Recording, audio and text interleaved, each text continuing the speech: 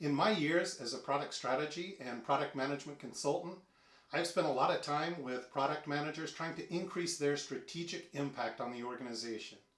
And in that time, I have noticed a consistent set of obstacles, let's call them, that they face that I think come directly from product leadership. Hi, I am Greg with Prickrell Consulting, and today I would like to address what I consider the top 3 product leadership sins that I have witnessed.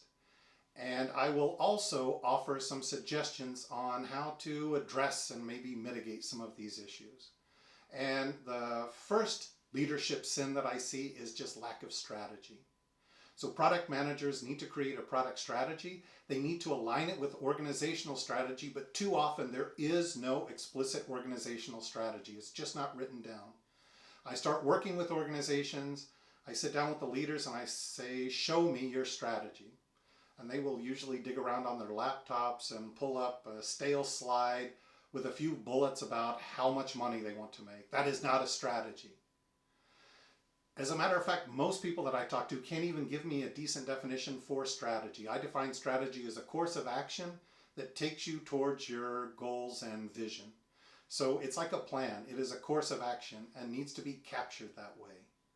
Without it, product managers are a bit in a vacuum, trying to find their way and operationally optimize what they're doing without the strategic guidance they need from the organization. What I would suggest you do is take a look at the Object Management Group's business motivation model. I have vlogged and written on that topic. Formulate your vision, goals, objectives, and the course of action that will help you achieve those. And once you have a draft of your business motivation, you're not done. You need to condense that into an elevator pitch that everybody in the organization can understand and that they can use to make better decisions.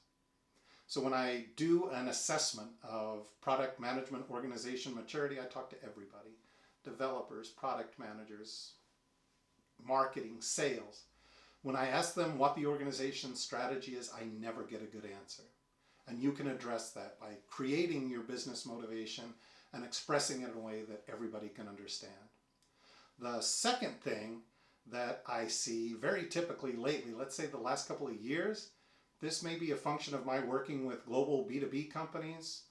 They pull me in to help their product managers be more effective because they're starting to feel the heat. Their cash cow may not be generating the returns it once did. They may be feeling more competitive pressure. And what they tend to do is go to product managers and say, hey, we're paying you guys a lot of money. Go out and find the next billion-dollar opportunity. But don't come back to me with a proposal that incorporates any risk. I want you to explore the next big thing, but you can take no risks. Every bit of development that's done is going to be funded by a customer, which has its own downfalls. A single or maybe 2 customers driving the development of a product or feature can drive you straight to the chasm. So this idea that I can do the next big thing, that I can get ahead of the market and not take any risk is simply a non-starter. So there, I would sit down with product management, I would identify the risks, I would manage them appropriately, but I would not expect to find my next new billion-dollar business without assuming any risks. By the way, there's a good chance your competitors are willing to take those risks. And in that scenario, over time, they will win. So that's number 2. Number 3 is I see a big gap in the commercial awareness of running a product business with product managers.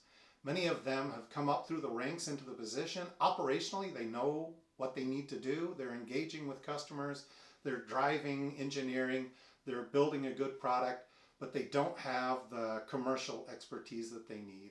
And that is something that I consistently see in product leaders. That's what makes them product leaders.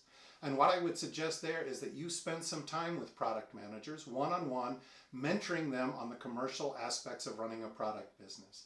Take them a little bit into your world. Show them your challenges so that they understand, how to run a profit and loss center in an organization, so that they understand the pressures on you, so that they're better at forecasting revenues and understanding costs. That's a personal investment that you can make in them that will make all the difference in their performance. So there you have it. The big three product leadership sins that I have seen are a lack of an explicit consumable strategy, unrealistic expectations about risk and reward, expecting them to come up with the next billion-dollar business without taking any risk. And then the third is a lack of mentoring around the commercial aspects of running a software business. I hope this was helpful to you.